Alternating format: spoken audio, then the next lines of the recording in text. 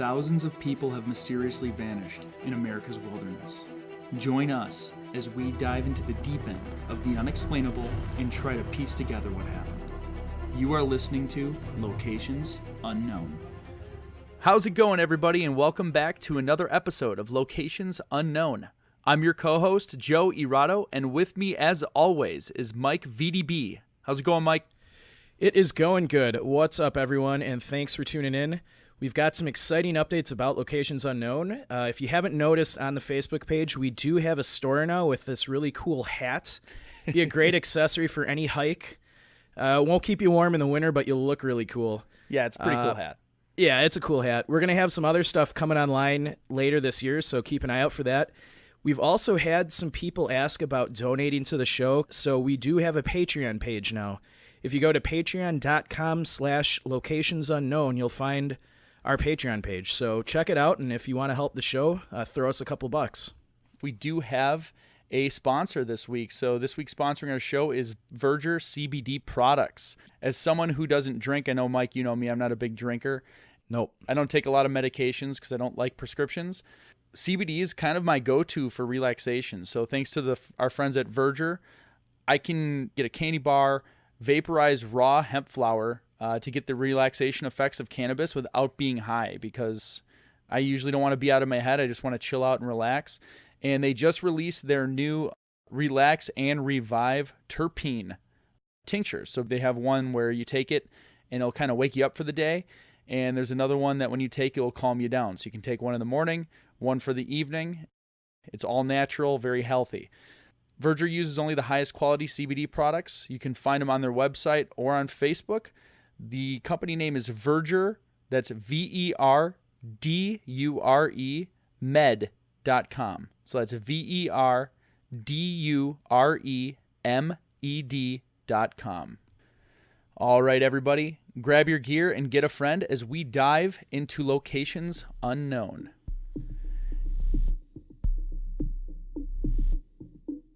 The year's 1975. Charles McCullar, a young man from Virginia, is traveling across country to visit a friend in Eugene, Oregon. Charles is a hobbyist photographer. He's spending his free time hiking and focusing on his craft. During his stay in Oregon, he planned a 2-day hiking trip to Crater Lake National Park. Charles wanted to focus on winter photography, and reports claim that Charles was ill-prepared for the conditions he met on his arrival in the park. This did not deter Charles, as he planned a 2-day photography session. Once finished, Charles planned to return to his friend's house to visit some more before he was on his way home. When Charles never returned, the search began. This week, we'll talk about what Charles experienced and the bizarre timeline that led to the discovery of his remains and left us with more questions than answers.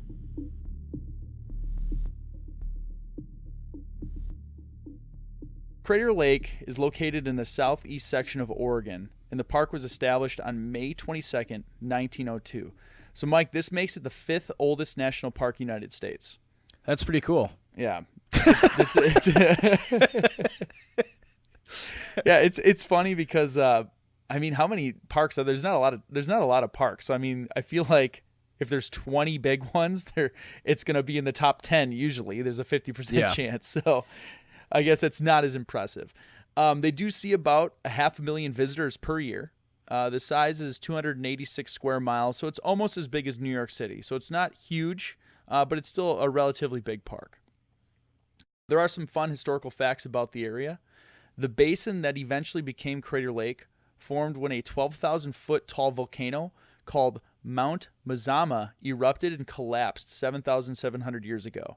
So that caldera filled with water and created the lake that we see today. So, Mike, did you know, and this is pretty cool, Crater Lake is the deepest lake in the United States? I did not know that. It's pretty dang deep, so you can imagine what that volcano going off was like to collapse in that deep. It's 1,943 feet deep. So it is the deepest lake in America. And for some perspective, again, we'll look at New York City. If you placed one World Trade Center at Crater Lake's deepest part, there would still be 151 feet of water above the highest point. That's unbelievable. Yeah, it's ridiculously deep. I grew up around Lake Geneva, and that lake's about 180 feet deep, and we always thought that was incredibly deep. And but that is deep, but Yeah. 1900 is ridiculous. So that does place it as the second deepest in North America and ninth in the world. So that's a top 10 that's a little bit nicer than the top 10 of the oldest national parks. That's pretty cool. Yeah. There's also this one was kind of funny. I didn't even know if I was going to put it in here, but there's been a tree floating in the lake for 100 years.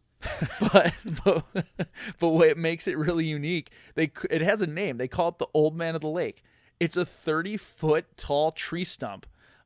They think it's a hemlock because it's so old. It's kind of like it's fossilized, and it's been bobbing perfectly vertically in the lake since 1896. That is hilarious that no one's plucked it out of there yet. I know. You think someone would go ruin it because they make Yeah. somebody, so you just think there'd be some jerk that would go out and like try and tilt it or something, or maybe it's perfectly balanced where it's just bobbing up and down, just floating around in the There's lake. probably a state law now that says you can't take it. I wouldn't be surprised if there's some sort of rule there, like giant fine and jail time if you touch it. Yeah. So I thought that was pretty neat. That's a really neat thing. And That's cool. It's I read enough about it because there's a lot of information that I kind of want to go there to see the log. Like you're going to go in a canoe and see if you can spot the tree.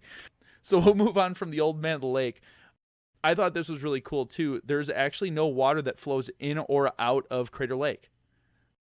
So how does it fill up? Just rainwater? Yeah, Snowmelt?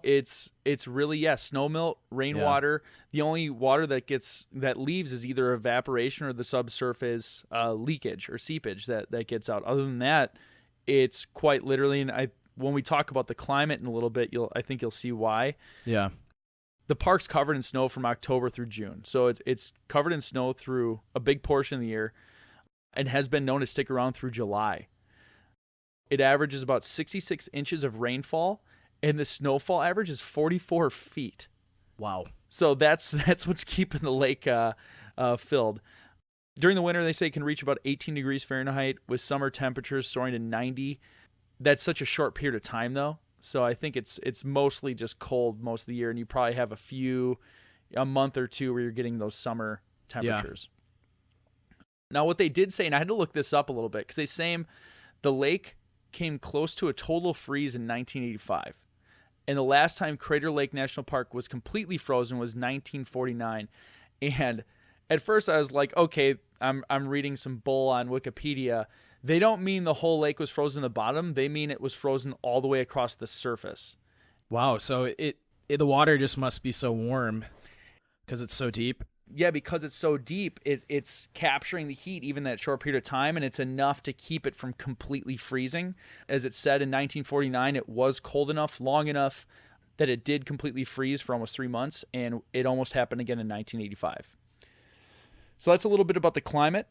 I'll jump into some of the animals present that are more predatorial. We have black bears, Canadian lynx, and bobcats. Nothing too crazy like wolves or grizzlies. The highest point, we're not even getting above tree line. So the highest point in Crater Lake is Mount Scott at 8,929 feet. They say getting there is a fairly steep 2.5 mile hike from the trailhead. So it's kind of a more uphill hike, but we're not talking deep backcountry, long distances. It's stuff you could probably do in a day if you're used to doing this stuff. Yeah. So really what I think you're getting into for risks are obviously winter months. There's a ton of snow. Yep. There's always a potential for heat exposure on the hot summer days, but it's not a desert climate in regards to heat. And there's a ton of trees and shrubs and water. So I'm thinking the most significant risks have to be in the winter months. Yeah, I'd agree with you. I think your biggest risk, you're going to have people that come out there that aren't prepared for the elements, and probably frostbite is a major concern. Kind of like our friend Charles showing up in the middle of winter. Yes.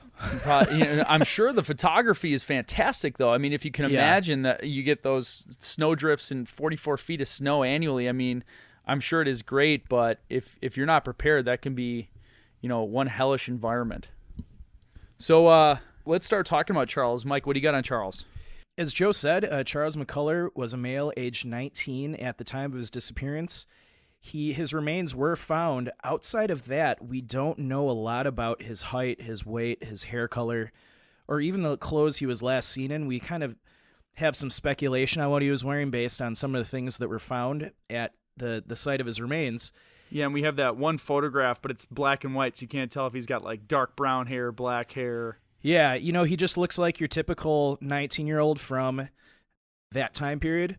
From letters from his father, his personality, he seemed to be very reliable and punctual.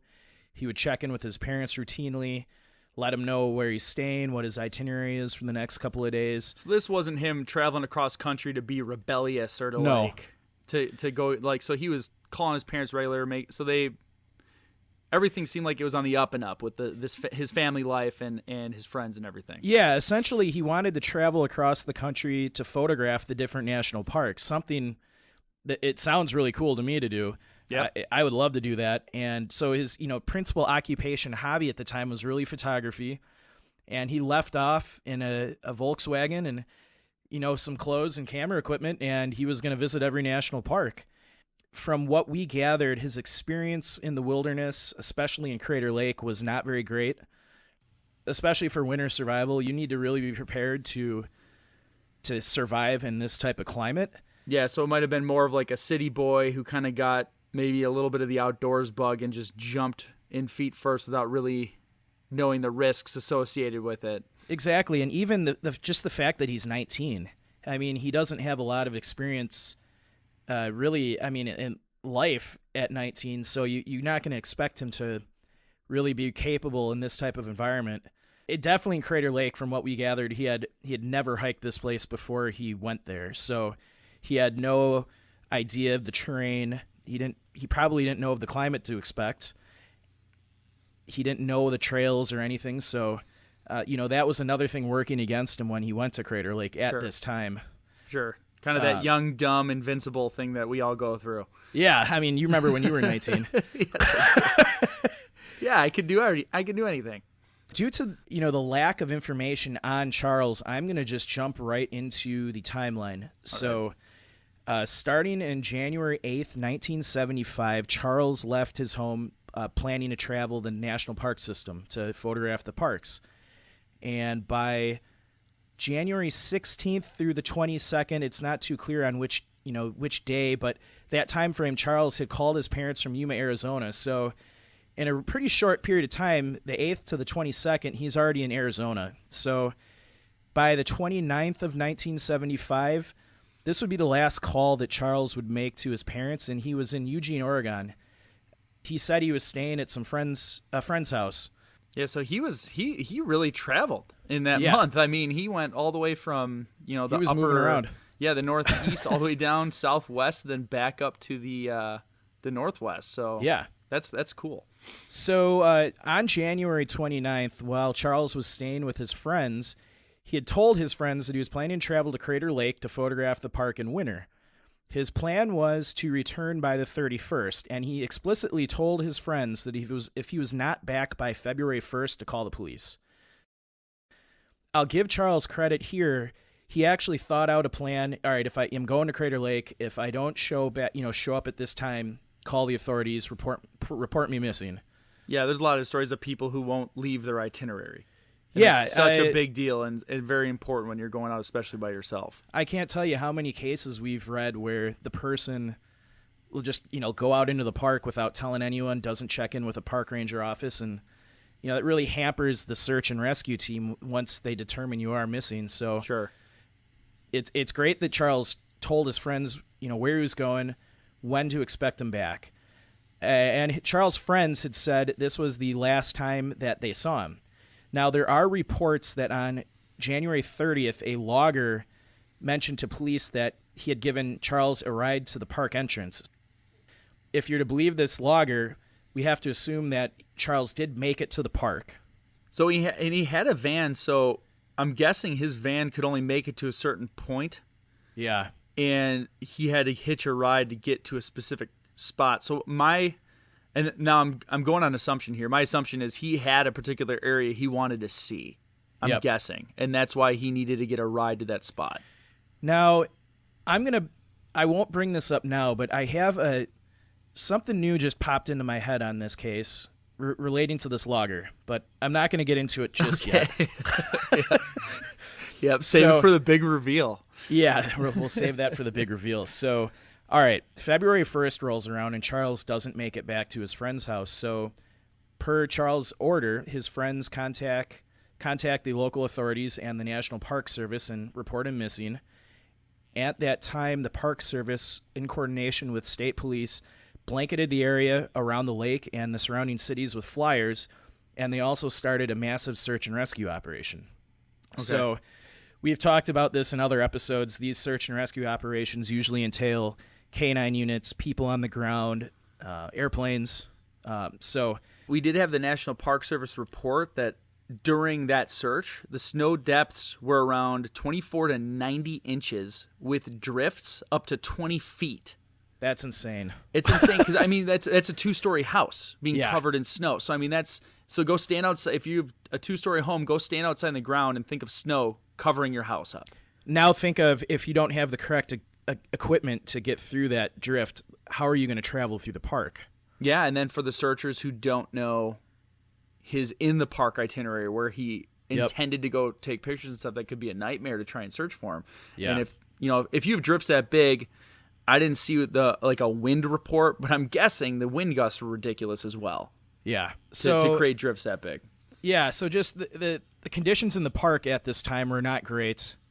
I can't imagine anyone wanting to go out into the park at this time, but Charles must have pushed through that to take these pictures, which, again, I think shows inexperience in the wilderness. I know for myself, and probably you, Joe, and the other guys we hike with, we would never go out there in conditions like that. Oh, yeah. I mean, if I could get my car close enough, I might go 50 feet from my car for a picture. But, I mean, never leave my car, hitch a ride to somewhere, and get dropped off. I mean, then you're just asking for disaster. So, February 1st, obviously, the search and rescue mission starts. The authorities are aware that Charles is missing. An odd tidbit in this case is that the law enforcement officials didn't notify Charles' parents that he was missing until February 10th, which I'm not sure if that's just a lack of coordination or what the issue was, but you would think that as soon as somebody goes missing, they're going to notify their family, next of kin. Anybody especially that would know because him. they know his friends, and his friends are the ones that called it. So I'm sure they could get the information. That's like, I'd say the first thing you ask, you're like, okay, give me the family information. Let's learn about what's going on, and then contact the next of kin. And you would assume the state police would be, have the capability to figure out who his parents were. Find their number, their address, contact them somehow. Yeah, you'd think so. So you'd think so. So that doesn't make sense to me. I think I that agree might with you. I think that might weird. play into one of our theories at the end too. Something else just popped into my head. So okay, this is good. Yeah. So Charles goes missing February 1st, and the search and rescue operation commences. They don't find anything. A lot of time passes by. Actually, it almost up into early October of 1976 passes by before anything of Charles is found. So interesting, early October 1976, a group of hikers were well off the normal trails in a really desolate part of the park, what is known as Bibby Creek. I guess it's on the west side of the park. Okay. In this location, hikers found a backpack and a scarf. Within the backpack, the hikers found an odd-shaped key. So the hikers, they find these couple items. They mark the location with like a piece of clothing in a tree, and they hike back to the ranger station. They're in the ranger station going through the backpack with one of the rangers, and they mention this odd-shaped key, and there happened to be a part-time park official by the name of, I believe his name was Marion Jack. I'm looking at my notes right now. Yep, Marion Jack. Yep. See, he's a seasonal law enforcement ranger. Yeah. Now, Marion Jack was around in 1975 when they did the initial search and rescue, and he remembered those flyers that were passed around the lake and the different cities. And one of the items that they said was with Charles at the time of his disappearance was an odd-shaped key. So Marion heard this and instantly was thinking, oh, this is the missing hiker from 1975. Marion walks over. So the shape of the key was key. Ah. I see what I did there. I see what you did there. I'm being a little bit serious too, though. But like that, so it was odd enough that it struck the memory of one of the park officials there to know. So I'm guessing that leads to them identifying that, okay, this guy's key. Well, so at this point they don't know that it's Charles. This park ranger Marion Jack is just, it's piqued his curiosity because he remembered that being one of the items on Charles. So I'm sorry, but what a cool name for a ranger. I mean, Marion Jack. did he just walk around with an axe all the time, like over his shoulder, like just always just kind of like one thumb in his belt buckle and the other one holding the axe on the shoulder? Just I'm Marion. Okay, I'm Marion Jack. Okay, just go. I'm sorry. Go on. Thank you for that little tidbit there. Yep. So Marion walks over to the hikers and he starts talking to him, and the hikers draw a map of where they think they found the backpack in an area what the Marion called a Bibby drainage area. Okay. So Marion, along with another ranger by the name of Dave Lange, rode some horses out to that area. And like I said before, the hikers had hung a piece of clothing at the location, which is really smart. It's not something they marked you might. It for him. Yeah, you might find this weird stuff in a park. Not everyone's instinct is going to be to mark that with something so someone else can find it. But give a lot of credit to those hikers. They figured something happened here. Yeah, especially they get the heightened sense of if they feel like they've come across potentially a crime scene or a body, to be calm-headed enough to take account of their surroundings and exactly, get an idea of where they're at and then leave markers so that the rangers can get there. So the rangers get to this scene, and this is where it starts getting weird. So the rangers arrive to where the hikers had marked finding the backpack, and they immediately begin searching the area. It doesn't give a time frame, but it said rather quickly they come across a pair of pants in this small canyon. This is kind of a creepy description of the scene. Just try to, everyone listening, try to picture you're in this remote, desolate part of the park. No one should really be out there, and you come across this site. So Marion describes these pants as if someone was standing straight up, kind of looking up into the sky, and just melted into the ground. So the pants looked undisturbed, but kind of just... Okay, so now I'm thinking like... This will sound weird, but I'm sure everyone's kind of seen pants in the wild. Just laying there, like, where the heck did those come from? They're just kind of like sprawled out or crumpled up, laying on their side. So is this more like, if you think of like a firefighter, how they have their pants on their boots ready to get pulled up? Like it's just... Yeah, it's like kind of like... you took them down into a pile? Yeah, kind of. I mean, I think Marion described it pretty well. Just imagine, like your body just turned to liquid and you just fall straight into the ground and your pants kind of, fall and coil up.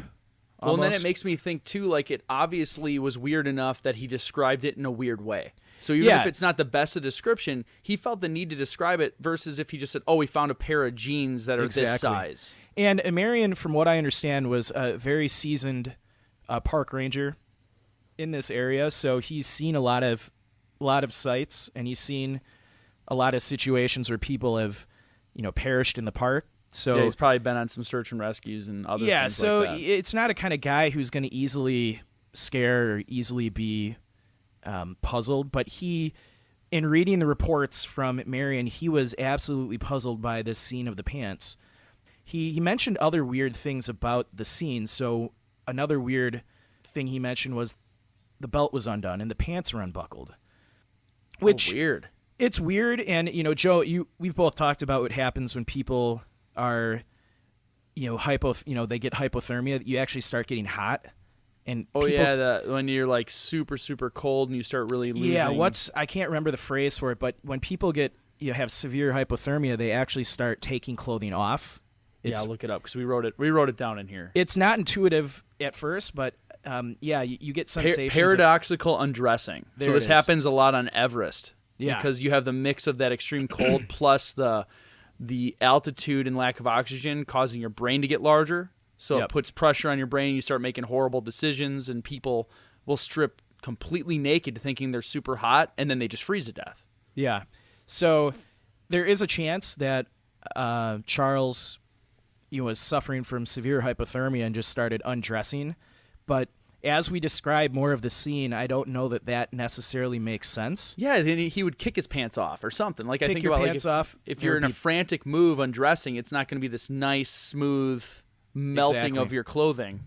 As they continue searching the area around the pants, Marion reaches down into the pants, and he found in one of the pant legs, I believe it was the right leg of the pants, he found a broken tibia or fibula, kind of broken in the middle with blood on each end. There were no other bones in the pants or in the area, so this was the only major bone. There were no arm bones, or the other leg bone was missing, no hip bone, no ribs or anything like that. So What the heck? that's weird too. And Marion says that he found this really odd, along with the way the pants were laying on the ground. So a couple other notes. He found some elastic from underwear, but the underwear themselves had deteriorated away. So some of the remains have been there a while. The pants and belt, he said, looked relatively fresh and undisturbed. Mm-hmm. I could see jeans lasting out in the wild. They're pretty tough. Yeah. And especially maybe, then there's probably real canvas or, tough stuff Yep. and not some cheap material like you might see today. So it gets more interesting. Under the pants, Marion found socks with small bones inside, but no boots. The boots are missing. If he was alone, Yeah. so he kicks his shoes off. Yep. And just stands there and dies? Like you can't even imagine he'd be sitting down because of the angle the pants would be. Like Yep. It's almost like if he got like his feet got frozen to the ground standing upright. And then what happened to the rest of him? It doesn't make sense. Why was his leg broken too? Is another. Well, one leg broken and there's bones there. So like, Yeah. I don't know. You'll have to tell me pretty soon. But like, we're assuming this is Charles, his pants. This is Charles' bones. Where are the rest of them? Why are some of them there? Well, I have the answer for you, Joe. Okay, good, because I'm starting to get a headache trying to understand this. We have the official answer. I don't know if that really is the answer. But Okay. we'll get into that. But so, like I said, under the jeans, the park ranger found socks with bone fragments in it, and Marion again was puzzled by the fact there were no boots, and they searched a pretty big area around where the pants were, and they didn't find boots anywhere. And Marion, boots are probably the heaviest thing that Charles would have had on him, and they're not going to blow away in the wind. They're probably not going to wash away. If the jeans hadn't washed away, the boots are definitely not going to wash away. Sure. And so that was another puzzling aspect of this area where his remains were found.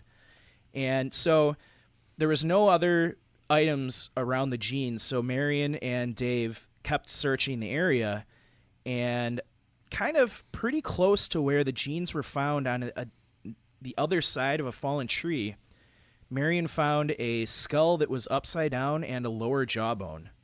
And around the skull and jawbone, they were also scattered with very small bone fragments. So several feet away from where the pants were, they found essentially the head and the jaw. Yep. So we have, metatarsals, metacarpal bones, tib-fib bones, and a skull and a jaw. And that's and there's nothing else. Nothing else. As Marion described, there were no larger bones ever recovered from the scene. And so Marion and his other park ranger, they collect all this evidence, and they actually give it to the FBI's evidence recovery team. So the FBI is involved here, and so we have to assume that we're getting a next level of competency in the case. So FBI is involved now, at least in the aspect of analyzing the remains. I don't think the FBI ever opened a criminal case on this, but they were assisting the state police in the evidence that was recovered. So on October 18th of 1976, FBI special agents and state police detectives delivered the skull and jawbone to the Klamath Falls pathologist. In their expert opinion, they said the bones belonged to Charles, and they determined that the skull was undamaged. So it wasn't like a blunt force trauma. I'm guessing that's what they mean by that. It wasn't like an attack. Yeah, so he wasn't hit over the head or anything like that. That could be, I mean, and that would be animal or individual. So like that, when I think of that, like a bear coming and getting you in the head, that's a lot of force. So, and the official cause of death by the authorities was ruled natural causes, which that baffles me. I don't know how you can find the scene that the Rangers described with a broken leg bone and just a bizarre scene where all the remains are found and rule that natural causes. But that's what the official cause of death was.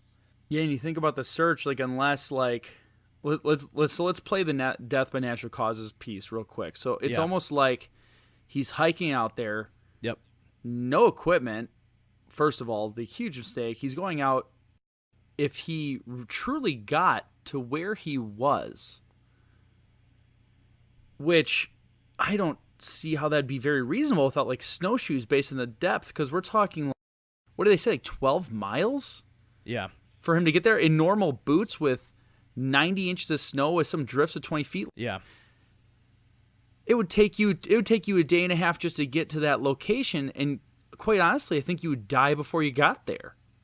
Yeah, so as Marion Jack mentions, one of the things that really puzzled him about this disappearance was how was Charles able to walk from the north entrance on top of 105 inches of new snow for 14 miles into Bibby Creek, considering that he wasn't even prepared for winter survival. So that really, I mean, I don't know how you'd walk on 105 inches of new snow without snowshoes.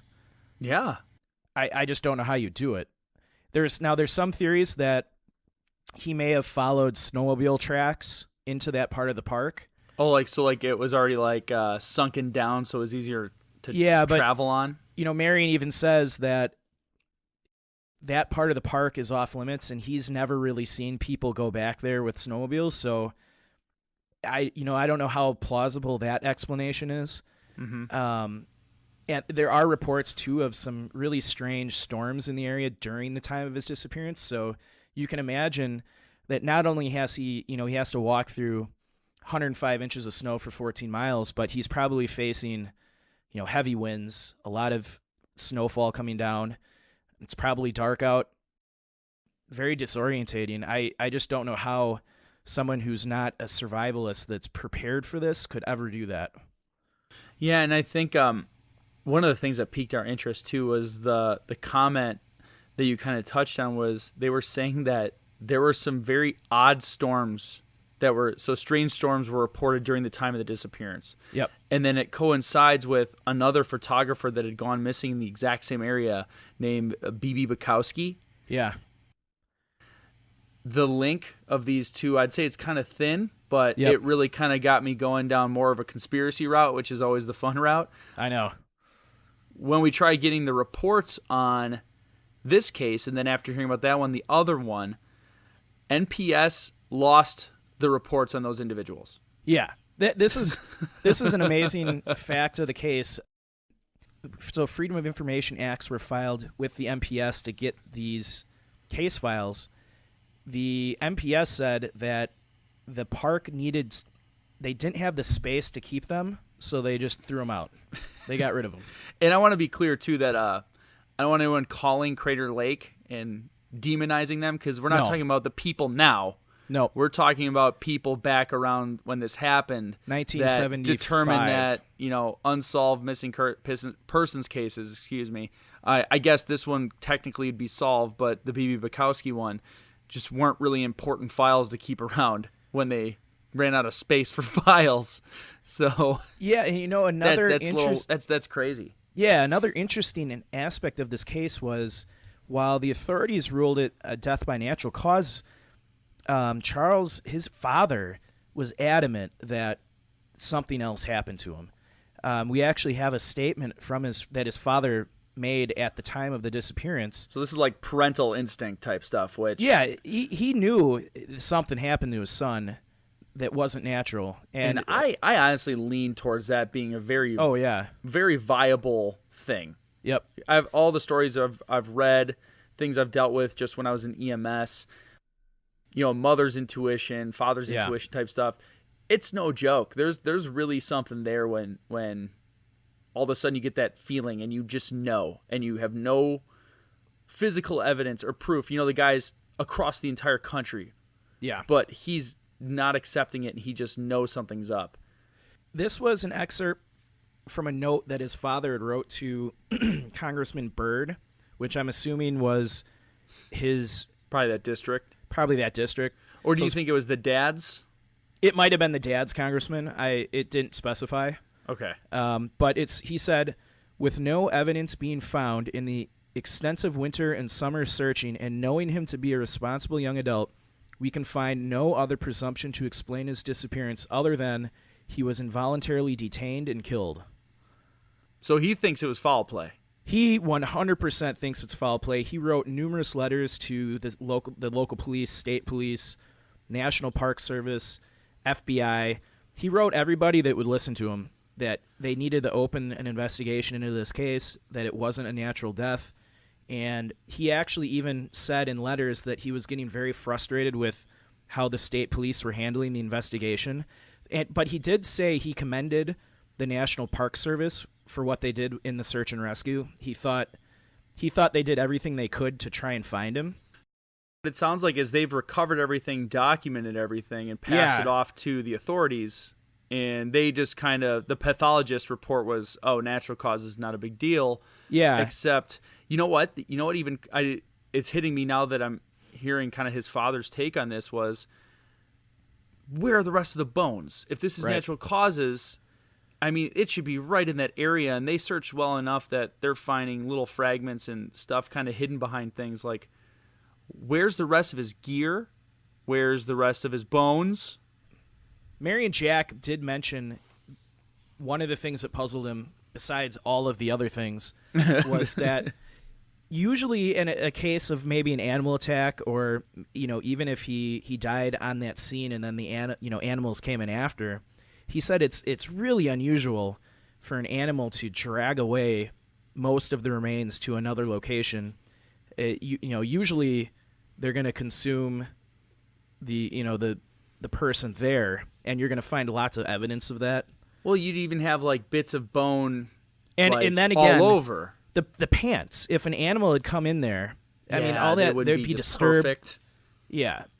So when you think about in the snow too. So let's pretend he got killed by natural causes and was covered in a snowdrift, and that's why they didn't find him. And then you think like there wouldn't be just bones left because it's cold most of the year and covered in snow. He'd be well preserved. I mean, it's like you think about those bodies on Everest that are over 100 years old, and you can still see facial features and things. So you come to the scene where it's down to a skull and a few bone fragments, and so I can't imagine it was frozen the whole time. No, and then that brings up Marion's point is if the his body had he died there, and then his body got covered in snow and frozen, and then even when it would thaw out in the spring, and if scavengers came in and started eating the remains, you would see evidence of that. You would see other bones, a hip bone. A black bear is not going to eat a hip bone. Well, and I think the blood on the outside of the bone is an indication that some type of trauma happened. Trauma happened while his heart was still beating, because you see the blood's pumping still. Yeah. So if like that occurred, like the breakage of the bone occurred post-mortem, I don't think they'd notice the blood on it. Yep. So I guess this is a good time to move into official theories and then kind of our theory. So yeah, we have law enforcement. So that's death by natural causes, which more and more I think is just BS. I don't think natural causes here. I think that situation attributed to it, but there's something else going on. Yeah, some of the media theories, we already touched on one of them, was the Snowmobile Path. Like I said earlier, I don't think that's a plausible explanation either. Yeah, and snowmobiles don't pat the snow down enough to be, you're not walking like it's a sidewalk. It's still deep snow. No, and Marion knows the area, and if he says that that part of the park is off limits to snowmobiles, and he's never really seen them back in there. I really don't think that's going to be a plausible explanation, especially if it's 105 inches of new snow. Yeah. I mean, it's not like it's going to snow that much and then the snowmobiles are going to be out the next second, tooling through the park. Yeah, if there's that much snow, they're not hankering to get out. They can be out there all the time. You think about like Wisconsin, everyone just chomping at the bit for a good snowfall, and then it's just overcrowded. So one of the urban legend theories that some of the locals have, now this one's interesting. I'll read it through. So there's a potential explanation that a weirdo backwoodsman attacked Charles in the Crater Lake National Park area and stole his camera and cash, then in the dead of winter dragged his body into this remote part of Crater Lake, took his shirt and boots off, and set him up on a log and left him, reasoning that the animals would destroy the evidence by spring. The question remains, 12 miles through 2.6 meters of fresh snow, someone's going to drag somebody that far? Yeah, like I believe the first part of that, which seems to be a report coming from, a lady in a muumuu. Like, yeah. Some weirdo blackwoodsman or backwoodsman. So I actually kind of like this theory, though, the first part. The second part, I don't think they drag the body there. No. Because then where's the rest of the body? Yep, exactly. But I could see with him missing his things, you get some, like they said, backwoods, off the beaten path hermit. Yep. That gets into a confrontation with Charles or sees him and sees the opportunity. And I think if you want to go the conspiracy route a little bit, I think this ties into, so let's back the train up here. So like we mentioned earlier, the National Park Service lost, I'm doing air quotes, his case file.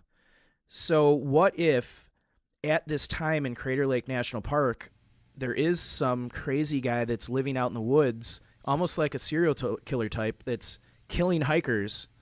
The National Park Service, maybe they don't know who's doing it, but they kind of are getting they kind of know something like this is happening, and they don't want the publicity. They're aware of the killer. Yeah. It's still in the earlier times where there's no social media. Yeah, there's no social media, so they can kind of keep it under wraps if they're worried about people not coming to the park if they think there's a serial killer there. Yeah, and I mean, now that's a crazy theory. It's who knows, and we don't know when the case files went missing. They could have disposed of the case files last year or back in 1976. We don't know the details of when those case files went missing, but it's just odd that the local law enforcement deemed the death by natural causes, and then the Park Service coincidentally loses the case file. And then when you factor in all of the strange circumstances of the scene where his remains were found, I could easily see something weird going on in the park. Somebody out there killing people, and the Park Service doesn't want that kind of attention. They don't want to, lose the attendance. They don't want the headache of knowing there's a killer out in the woods. So it's easier just to, make it go away. Yeah, and this now I want to do a whole show on this B.B. Bukowski. Yeah, right. I know. I'm looking at it just kind of real briefly to see if there's any weird things around there, and there's a couple reports of in 1970 a human skull was found near Crater Lake National Park. Well, and Crater Lake does have a history of strange disappearances. I know the Missing 411 books cover a lot of different disappearances in Crater Lake, and a lot of them have the same things going on, like strange storms and things like that. So if you tend to lean more on the paranormal or the conspiracy theory stuff, there is ample fodder for you at Crater Lake. Yeah. But I think that's one of the main explanations for me, at least. I think I don't think death by animal is going to happen at that time in the winter. I mean, bears hibernate. They're not going to be out in the park in January. A lynx isn't going to kill you. There's no There's no other predators in the park. You're getting into like a serial killer, but that's like a sick type of individual that maybe like tortured him or something. Like broke his leg and like had him stand out in the snow or so. I don't know. It'd be great to get the report from the pathologist to see if they analyzed that broken leg bone to see if they could tell if it was, did he break it from, falling off something, or did somebody, hit him in the leg and break his leg? That, would make a huge difference in what possibly happened to him. Yeah. So, and I don't think anything we read mentioned, besides that his skull was undamaged, anything about the broken leg bone. I think that's a vital piece of information that we're missing. Yeah, and I just keep coming back to, you can't tell if it's like broken pieces of bone later, but the fact that he noted that there is blood on it leads me to believe that it was an injury that occurred before he died. So it wasn't like a post-mortem thing where he's being defiled. They should be able to tell how the leg was broken by looking at the bone. You should be able to know if he broke it himself or if someone, hit him in the leg with a bat or, like you said, maybe tortured him. So I think that it's interesting that report never came out. I think that would shed a lot of light on what happened to him. Now, I didn't think of this originally when I read through it, but the logger. Now, do you think the logger that said he drove him to the park entrance has anything to do with this? My gut reaction is no, because, and again, I have to separate logical things, because like he talked to the authorities. Yes. And if you had something to do with it, you'd want to stay away from the authorities. So if you have a case where they have no idea and they just are assuming this person went off and died of natural causes, like, don't get yourself involved unless it's a psychopath. And it's kind of like those people that set fires to houses, like they hang around the scene. They'll ask the firefighters questions about it because they want to get like almost affirmation of the thing they've done. Yeah. So is he saying things and involving himself in the case as a way to like, I'm the one who did it, let's see if they can catch me type of deal? Yeah, a lot of times you read about serial killers, they will talk to the authorities. I guess I don't know if they're confident in what they're doing or if they're so, I don't know what the term I'm looking for, but I don't know if it would be out of the realm of possibility that if this logger is a serial killer and he's killing people in the park. What's he doing out there? They're not a logger. I'm saying, but are they logging in a big blizzard? They're saying there's a bunch of strange weather going on. Yeah. You think they'd be waiting that out? Why is he out driving around? Well, that would be evident. That would be more. So if there's a nasty storm and all this snow, what is this logger doing in the park? Yeah. Did he see, was Charles gonna, so obviously he's living out of his VW bus. Yeah. Did he approach Charles and kind of figure out what he's doing, then offer him a ride and then ditch him initially, or bring him out there to steal his stuff, murder that doesn't him, make do sense. whatever? The logger giving him a ride to the park entrance. So I guess we have to assume that it means the logger drove him from somewhere outside the park to the entrance. I'm guessing it's not from somewhere inside the park to the park entrance. I'm guessing his bus probably wouldn't be able to make it through all that. Yeah, so I guess that would play a factor too. If it would be different if the logger had picked him up in the park and drove him to the park entrance. But, my mind thinks, okay, this guy is going out into the park. There's probably no one else out there, but there's this logger that drove him to the park entrance. So this guy does know he's out there. I'm just trying to think of, plausible reasons why this guy died besides, exposure. And he talked to the police and said that he gave him a ride to the entrance, but, this logger was the only guy that was in the area that knew where Charles was going. I don't know. It just seems a little strange to me, but you're probably right. Yeah. That's crazy. That's why I love all these cases, because it true, like I said in the beginning, it just leaves way more questions than it has answers. And you get literally all the data available. And it leaves it more confusing than if you wouldn't have found him at all. And that's why I think it's important, because sometimes people ask, oh, you call it locations unknown, but we found the remains. But the case is not solved. They ruled it natural causes, but nothing about it says natural at all. No. And this is the first episode we've done where we can, I think, legitimately say one of the maybe more far out possibilities is kind of a conspiracy in nature with maybe the Park Service or the local state police at that time. Not today, obviously. Yeah, with the other people, because we named one other photographer who went missing, but there's like 3 or 4 strange disappearances, and this is not that huge of a park, especially when you take the lake into perspective. There's very few hiking trails. So there's a lot of people going missing in a very small relative area, if you will. Yeah, so it's I think it's a really interesting case. As you read more and more into it, it just leaves you with more and more questions. After doing this, in a lot of our other episodes, even though the person's never been found, I think we've come up with some pretty decent theories on what could have happened to him. This is just, I know we say after every episode, this is just puzzling, but this one truly is. Yeah, it's a good one.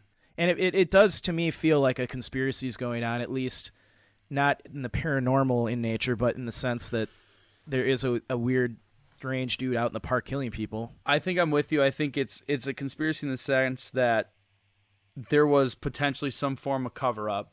Yep. Possibly, maybe not directly known. The Hollywood side says one of the park rangers' brother is the guy, right? And they're help. He's sick, and he feels like he's helping him out by picking these victims out. But really, it could be. It's hard enough to get people to come to your park that's got snow 90% of the year. Yep. And if you start hearing about grisly murders, are they going to shut your park down? Are you going to be out of a job? So you're just covering it up and saying, "Oh, it's a dangerous place to hike." Yeah. But truly you think, as a ranger, there might be somebody out there that's picking off visitors that are by themselves and vulnerable. Yeah. And, maybe they do it in the wintertime when it's... Oh, and no one's going to be there. Who's going to witness that? Yeah, no one's going to be there, and everyone's going to assume exposure. They died because of hypothermia, frostbite. Yeah, because why not? Yeah. So I don't know. I think that's the theory I'm sticking with. I'm with you. I'm with you on that one. Fully and wholly. So yeah, with that, I know if you want to close us out, Mike, I think we got our theories down. That's probably the first time we both just categorically agree and are ready to just leave it at that. Yeah, I can't think of a different theory that, based on all of the evidence in totality, the remains that were found, the statements from the park ranger, the fact that the Park Service lost the case files. On at least 2 similar cases. That's exactly. What so like one, sure, mishandling documents, especially from the government, happens all the time. Yeah. But it just so happens that 2 very similar cases that had a lot of questions about them just weren't deemed important enough to keep around. Yeah. Seems a little odd. So yeah, so I would like to hear the theories from the listeners. So yeah, get on social media, you guys. Let us know what you think. Yeah, again, we'd just like to thank you for listening to this episode of the Locations Unknown podcast. Connect with us on Instagram and Facebook. Leave some comments on the episode. We're getting some great feedback from people after they've listened to our episodes. Yep, and we'd like to thank Verger again for sponsoring this episode. They actually sponsored a few more, so you'll be hearing more about Verger CBD products. So please, you'll see we'll post something on the Facebook page for them. Let them know that you appreciate their products, and hopefully they keep sponsoring us so we keep this thing running. All right, thanks, guys, and we'll talk to you later.